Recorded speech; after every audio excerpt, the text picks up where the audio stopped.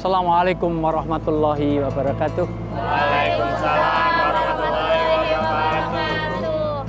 Pemirsa iNews, ada hal yang harus diperhatikan di dalam kita beragama, yaitu bagaimana keberagamaan seseorang sangat tergantung kepada surah, sirah, dan sarirah. Surah adalah penampilan. Surah adalah bagaimana kita berbusana, bagaimana kita membuat perform di dalam kehidupan sehari-hari. Bagaimana kita menutup auratnya, bagaimana kita berpakaian, bagaimana kita menjaga kebersihannya, itu bagian dari surah. Yang kedua adalah sirah, yaitu perilaku kita sehari-hari. Karena almar'u bi'adabihi la binasabihi. Manusia itu sangat ditentukan oleh bagaimana akhlak dan perilakunya, bukan oleh nasabnya. Dan yang ketiga adalah sarirah, apa yang ada di dalam perasaan kita. Jangan sampai ada iri, ada fitnah, ada dendam, ada dengki, dan seterusnya.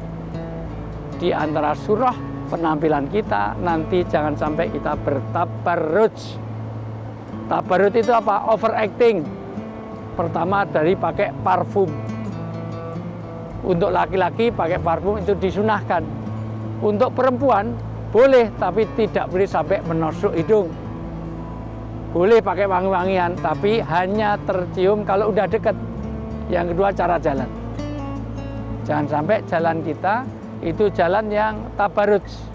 Dulu untuk menampakkan perhiasan, kaki itu dikasih bunyi. Jadi kalau jalan kelunding, sehingga nanti itu pamer perhiasan. Biasa kan wanita kalau punya cincin ngomongnya sambil gini-gini kan, wah gimana kabarnya? Wah, toiletnya mana? Nah, itu kanan, kiri, lah, naik.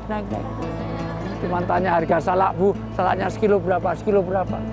Untung yang jual orang Jogja nggak mau kalah, giginya pakai emas. Jadi sekilo, Bu, 10.000. Jangan sampai kita pamer di situ. Berikutnya adalah make up. Apa nggak boleh pakai make up? Boleh, tapi jangan berlebihan.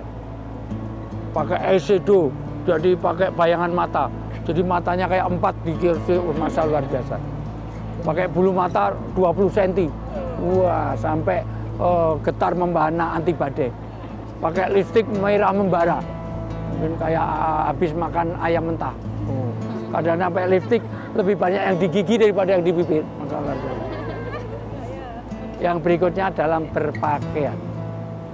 Janganlah kalian berpakaian tapi telanjang. Berpakaian tapi telanjang, itu pakaiannya lengkap tapi transparan. Dari streaming, dari plastik, sehingga ukurannya kelihatan sekali. Atau terlalu ketat, sehingga itu akan mempengaruhi keimanan kita. Bahkan cara jalan, tidak boleh jalan yang melenggak-lenggok kayak puno unta. Udah pakai kerudungnya, kayak bawa tugu kemana-mana, bawa sampah kemana-mana, terus jalannya melenggak-lenggok. Inilah untuk menjaga keimanan, keberagaman kita, cara jalan, pakai parfum, cara berpakaian, cara bicara. Inilah supaya kita terjaga dalam keimanan dan keislaman kita.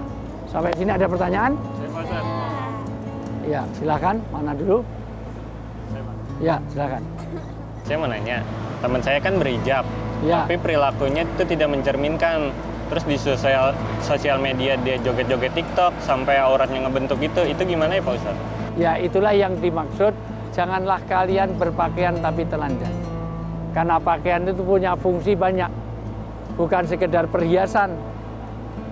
Pakaian juga citra diri. Maka kalau pakaiannya compang-camping, orang mengatakan, oh itu nggak jelas. Apalagi nggak berpakaian di pinggir jalan. Orang mengatakan apa? Iya, kenapa? Karena itu citra diri. Ini aja kenapa pakai seragam? Karena nanti biar kelihatan kompak. Masya Allah. Maka dibaca dalam surat Al-Ahzab ayat 59. Wahai Nabi, katakan kepada istri-istrimu, anak-anak perempuanmu, dan istri-istri orang mukmin, hendaklah mereka menutup jilbabnya ke seluruh tubuh mereka. Yang demikian itu agar mereka lebih mudah untuk dikenali, sehingga mereka tidak diganggu, dan Allah Maha Pengampun dan Maha Penyayang. Inilah fungsi pakaian. Pakaian adalah pakaian takwa. Satu untuk jaga dirinya dan jaga orang lain. Karena kalau nanti dulu orang-orang jahiliyah itu pakaiannya ditunjukkan belahannya. Maka sebaik-baik itu seperti ini. kerudungnya besar seperti ini, jangan sampai terlalu ketat. Nah, maka jangan sampai jilbab juga perilakunya, jilbab juga bagaimana tampilan dengan perilaku, tapi juga bagaimana jilbabnya sendiri menutup aurat. Di antara aurat, jangan sampai orang membayangkan tentang lekuk-lekuk tubuhnya. Ada lagi? Silakan. Saya pernah lihat di sosial media Pak Ustadz, ada seorang selebriti yang nggak pakai hijab, bahkan pakaiannya itu auratnya terbuka. Nah, pas dia umroh, dia itu pakai hijab. Itu hukumnya gimana ya Pak Ustadz? Ya, itu kalau saya jadi malaikat bingung juga ini. Ini nggak jelas ini. Ini muslimah apa enggak? Itu kadang-kadang muslimah, kadang enggak. Maka diperlukan konsistensi.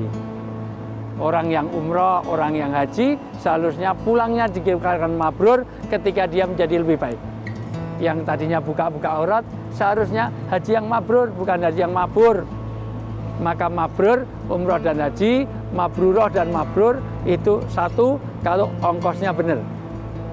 Tidak dari korupsi, dari kolusi, dari yang lain. Dua, dari kemabruran umroh haji itu kalau dengan niat yang benar. Bukan untuk prestis, bukan untuk pamer di Instagram. Tiga, dengan cara yang manasik yang benar. Yang keempat, perilakunya menjadi lebih baik. Maka seharusnya kalau sebelum umroh seperti itu, pulangnya jangan tomat. Berangkatnya tubat, pulangnya kumat. Berangkat masih suka sebelum haji, sebelum umroh, dia suka beli judi, pulangnya jadi bandar. Itu namanya. Mudah-mudahan dengan umrohnya dan hajinya menambah kita latar kabunna atau panatobak, kita menjadi baik dan lebih baik. Assalamualaikum warahmatullahi wabarakatuh. Waalaikumsalam warahmatullahi wabarakatuh.